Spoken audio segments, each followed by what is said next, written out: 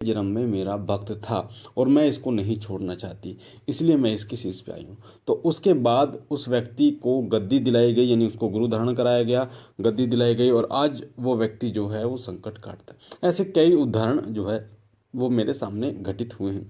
यानी कि जो पिछले जन्म की शक्ति होती है वो अपना पूर्ण प्रभाव दिखाती है हर प्रकार से। जितनी भक्ति आपने पिछले जन्म में की है वो भक्ति आपके इस जन्म में भी साथ रहती है और वो हर संभव प्रयास करती है आपको अपनी तरफ खींचने के लिए, ताकि आप उनकी सेवा, उनकी भक्ति आप करते रहें। और अगर आप इसे समझ जाते हैं, सही समझ जाते हैं, क्योंकि कई लोग तो ऐसे होते हैं जो उसको प्रेत समझ के या नेगेटिव एनर्जी समझ के वो क्या करते हैं, उसको बंधवा देते हैं। और कई भगत भी ऐसे होते हैं कि शरीर का बंधन कर देते हैं, जिससे वो शक्ति दोबारा उस शरीर पर नहीं आए, तो या अशुद्ध कर देते हैं, ऐसा कुछ कर देते हैं, गंदा ताबीज़ दे देते हैं, जिससे कि वो शक्ति फिर दोबारा उसके शरीर पर नहीं आती। और फिर जो वो शक्ति होती है वो भी कुछ तो प्रयास करती है, उसके बाद फिर वो भी उसको छोड़कर चली जाती है। और फिर वो व्यक्ति यानी शुरू से वो पूजा पाठ या भक्ति अगर वो करता है, उसके बाद उसको कई साल लग जाते हैं। यानी कि आप भक्ति में आप 80% पर पहुंचे हुए थे, 20% अगर आप गुरु धारण कर लेते तो आपको वो शक्ति पूर्ण रूप से प्राप्त हो जाती है। मैं आपको बता दूं, किसी शक्ति की जन्म जन्मांतर पूजा पाठ करते करते एक ऐसा समय आता है जब आपको मोक्ष की प्राप्ति हो जाती है, यानी कि फिर आपको किसी योनि में जन्म लेने की आवश्यकता नहीं पड़ती। और ये जो शक्ति है, ये शक्ति आपका जन्म जन्मांतर साथ देती है। एक जो भक्त है वो जिस देवी या देवता का भक्त होता है वो अगले जन्म में भी उसी देवी देवता के तरफ जाता है। कई लोग ऐसे होते हैं जो पहले बालाजी की पूजा करते थे, उसके बाद उन्होंने छोड़ी माता काली की पूजा शुरू करी, उसके बाद उन्होंने छोड़ी फिर शिव जी की पूजा शुरू करी, उन्होंने वो छोड़ी, फिर अलग अलग, फिर उनके बाद माँ दुर्गा की पूजा शुरू करी, फिर उनका बेड़ा पार हो गया। तो ये सब जो होता है आपके जीवन में, जो चीज़ें घटित होती हैं, ये उन्हीं देवी देवताओं के अनुसार होती हैं। कुछ ऐसे फैसले जो आप लेते हैं किसी मंदिर में जाकर या किसी के कहने पर अंत में धीरे धीरे आप पहुंच वहीं जाते हैं जहां वो देवी देवता आपको पहुंचाना चाहते हैं। तो आज मैं आपको बताने जा रहा हूं उन 7 संकेतों के बारे में जो संकेत बताते हैं कि कोई ना कोई पिछले जन्म की शक्ति आपके साथ जरूर है, जो आपकी मदद कर रही है, जो आपको अपनी तरफ खींचने की कोशिश कर रही है। क्योंकि वो जो शक्ति होती है ना, वो उसी के मंदिर के पास आप पहुंच जाते हैं, उन्हीं के फोटो, उनकी जो किताबें होती हैं उनके पास आप पहुंच जाते हैं, या फिर उनसे जुड़े भक्तों के पास आप पहुंच जाते हैं। ये सभी लक्षण जो हैं ये होते उन्हीं की सेवा के, कि वो आपको अपनी तरफ आकर्षित कर रही हैं। तो 7 लक्षणों के माध्यम से आपको मैं बताने जा रहा हूँ कि आपके ऊपर कोई पिछले जन्म की शक्ति है या फिर नहीं है। तो वीडियो को पूरा सुनिएगा और साथ ही शिव कृपा परिवार के चैनल को सब्सक्राइब जरूर करना। वीडियो के नीचे जो लाल कलर का बटन, साथ ही आपके सीधे हाथ पे जो बेल आइकन है उसे दबा के आल पर क्लिक कीजिए, ताकि जो जानकारी हम डाले पूजा पाठ से जुड़ी वो सबसे पहले आपको मिले। सबसे पहला संकेत होता है, जिन व्यक्तियों के ऊपर पिछले जन्म की कोई ना कोई शक्ति का प्रभाव होता है वो व्यक्ति कोई भी गलत कार्य नहीं करते। कोई भी गलत कार्य वो बिल्कुल भी करना पसंद नहीं करते, ना वो झूठ बोलना पसंद करते हैं और ना ही वो कोई ऐसा गलत कार्य करने पसंद करते हैं जो आज के समय में आपने देखा होगा, जो आज के समय में लड़के लड़कियां कर रहे हैं, या फिर ऐसे लोग हैं जो चोरी चकारी का काम है या उल्टे सीधे काम, वो बिल्कुल भी ऐसे कार्य बिल्कुल नहीं करते, ना ही वो ऐसे लोगों के साथ रहना पसंद करते हैं। अगर उनके पास 2 रोटी है तो वो 2 रोटी में ही गुजारा करना पसंद करते हैं, पर वो हराम की जो पैसा होता है, कमाई होता है, वो बिल्कुल नहीं खाते। गलत काम से जो पैसा मिलता है उससे बिल्कुल भी वो खुश नहीं होते, गलत चीज़ों से बिल्कुल खुश नहीं।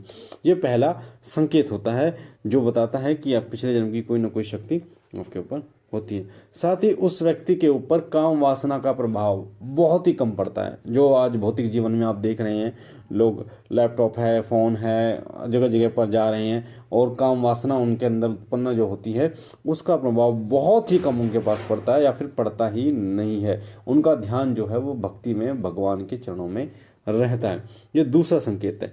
तीसरा संकेत होता है कि वो व्यक्ति धार्मिक चीज़ें पढ़ना, देखना, सुनना पसंद करता है। धार्मिक किताबें, धार्मिक सीरियल, धार्मिक फिल्में, या फिर धार्मिक लोगों के साथ रहना पसंद करता है, मंदिर जाना पसंद करता है। यानी भगवान से जुड़ी जो चीज़ें हैं, जैसे ड्राइंग बनाना है तो भगवान की बनाना वो पसंद करते हैं, भजन सुनना वो पसंद करते हैं, पढ़ना गीता या फिर भगवत गीता का पढ़ना पसंद करते हैं, शिव महापुराण आप या अन्य जो किताबें होती हैं, जो धार्मिक किताबें होती हैं, उनको पढ़ना वो पसंद करते हैं। साथ ही तीसरा जो संकेत होता है, वो पूजा पाठ में कभी दिखावा नहीं करते। अगर वो पूजा पाठ करते तो कभी दिखावा नहीं करते, दिखावा का मतलब होता है कि कोई व्यक्ति आ रहा है तो पूरी 1-1 घंटे की पूजा कर रहा है, या वो व्यक्ति जो है वो बड़ा सा तिलक लगा के और भगवा कपड़े ढार के लोगों के सामने राम नाम ले रहा है, लोगों को राम नाम का वो दे रहा है, तो वो ऐसा नहीं करता।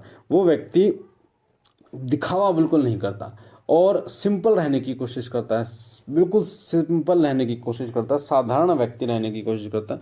कोई बहुत बड़ा अगर उसके पास शक्ति भी होती है, कुछ चीज़ें ऐसे आपको उसको अनुभव भी होती है, तो वो बताता नहीं किसी व्यक्ति को।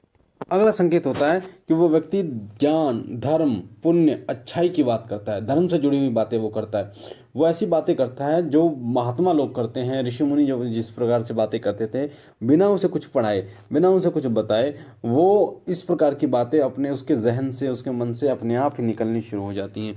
तो वो जिनको भी बात करता है वो ज्ञान से जुड़ी बातें करता है। जैसे आज के समय में आपने देखे होंगे लोग जो है वो नेताओं की बात करते हैं, टीवी सीरियल की बात करते हैं और एक दूसरे की बुराई की बात करते हैं। वो व्यक्ति सदैव धर्म से जुड़ी बातें, ज्ञान से जुड़ी बातें, पुण्य से जुड़ी बातें, अच्छी अच्छी जो बातें होती हैं उनसे इस प्रकार की बातें वो करने लगता है। अगला संकेत होता है वो व्यक्ति अकेला रहना पसंद करता है। वो व्यक्ति अकेला रहना पसंद करता है। वो उसके ज़्यादा दोस्त नहीं होते कि उसके बहुत ज़्यादा दोस्त होते हैं, और साथ ही वो अकेले में मंथन करता है, यानी अपने मन से ये पूछता है मैं कौन हूँ, कैसे मैंने क्या जन्म लिया, आगे क्या करना है, इस प्रकार का मंथन उसके जीवन में चलता रहता है। अगला जो संकेत होता है वो होता है कि भौतिक चीज़ों में उसे खास रुचि नहीं रहती। भौतिक चीज़ें जो भी होती हैं उनमें वो ज़्यादा खास रुचि नहीं रखता, वो आध्यात्मिक चीज़ों में रुचि रखता है। अध्यात्म से जुड़ी जो चीज़ें हैं वो उनमें रुचि करता है। जैसे उदाहरण के लिए मैं आपको बता दूं, कोई ऐसा व्यक्ति है जो पिछले जन्म की बातें याद है, जिसको ऐसी बातों में उसकी रुचि रहती है, देवताओं के बारे में सुनने की कि कौन सा अवतार कैसे हुआ, इस प्रकार की जो बातें हैं उनमें वो रुचि रखता है। भौतिक चीज़ों में रुचि नहीं रखता, वो अकेला रहना पसंद करता है। साथ ही वो व्यक्ति दुनिया के लोगों से अलग रहता है, अलग रहना पसंद करता है, क्योंकि उसको चकाचौंध ये जो ज़िंदगी है, ये दुनिया है, ये बिल्कुल पसंद नहीं होती। उसको ये पता होता है, उसको ये विश्वास होता है कि इस धरती लोक से भी, यानी भौतिक जीवन से भी एक ऊपर आध्यात्मिक जीवन है, और उसको बेहतर बनाने के लिए ही प्रयास करना चाहिए, दान पुण्य करना चाहिए, धर्म से जुड़ी चीज़ें करनी चाहिए। तो वो इन चीज़ों में ज़्यादा विश्वास करता है, ना कि भौतिक चीज़ों में। तो जो इस व्यक्ति के ऊपर पिछले जन्म की कोई दैवीय शक्ति या कृपा होती है, उसके साथ ये सारी चीज़ें होनी शुरू हो जाती हैं। वो शांति प्रिय रहना पसंद करता है, किसी जंगल, पहाड़ या पार्क में रहना पसंद करता है, पर वो अकेला रहना अधिकतर पसंद करता है। तो अगर आपके अंदर भी ये संकेत हैं तो कोई ना कोई पिछले जन्म की शक्ति आपके साथ जरूर